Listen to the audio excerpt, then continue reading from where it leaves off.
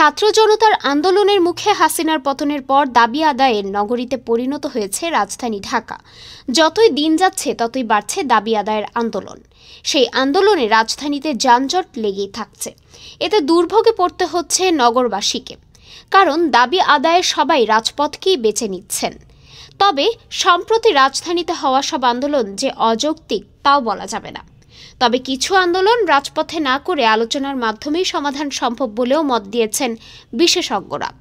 তাদের মতে এভাবে চলতে থাকলে নতুন ইস্যুতে অনেকেই মাঠে নামার সুযোগ পাবে।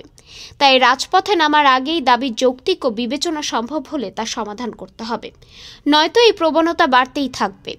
জানা গেছে চলতি মাসে ইবতেদায়ী মাদ্রাসা জাতীয়করণের দাবিতে আন্দোলনে নামেন ইবতেদায়ী মাদ্রাসার শিক্ষকেরা। দাবি আদায় না হওয়ায় তারা প্রধান উপদেষ্টার কার্যালয়ের দিকে যাওয়ার চেষ্টা করলে পুলিশ তাতে বাধা দেয় এবং লাঠিচার্জ করে। পরে বিষয়টি নিয়ে নানা সমালোচনা হয়। তারপরেই ইবতেদায়ী শিক্ষকদের দাবি মেনে নেয় অন্তর্বর্তীকালীন সরকার।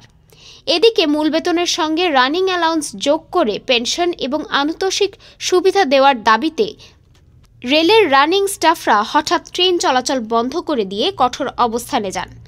এতে বিপাকে পড়েন যাত্রীরা। সারা দেশে একযোগে রেল চলাচল বন্ধ হওয়ায় নানা সমালোচনা তৈরি হয়। পুরো একদিন রেল যোগাযোগ বন্ধ থাকার পর তাদের দাবি মেনে নেয় সংশ্লিষ্ট মন্ত্রণালয়। এসব আন্দোলনের মতো ৩০ জানুয়ারি রাজধানীর সরকারি তিতুমীর কলেজকে বিশ্ববিদ্যালয় ঘোষণার দাবিতে শিক্ষার্থীরা কলেজের সামনের সড়ক অবরোধ করেছেন। সড়ক অবরোধ করায় ওই সড়কে দীর্ঘ যানজট সৃষ্টি হয়েছে। এদিকে বিগত সরকারের আমলে অবৈধ চাকরিচ্যুত পুলিশ সদস্যদের পুনর্বহালের দাবিতে তারা আবারও আন্দোলনে নেমেছেন। ডেস্ক রিপোর্ট, আজ বার্তা, ঢাকা।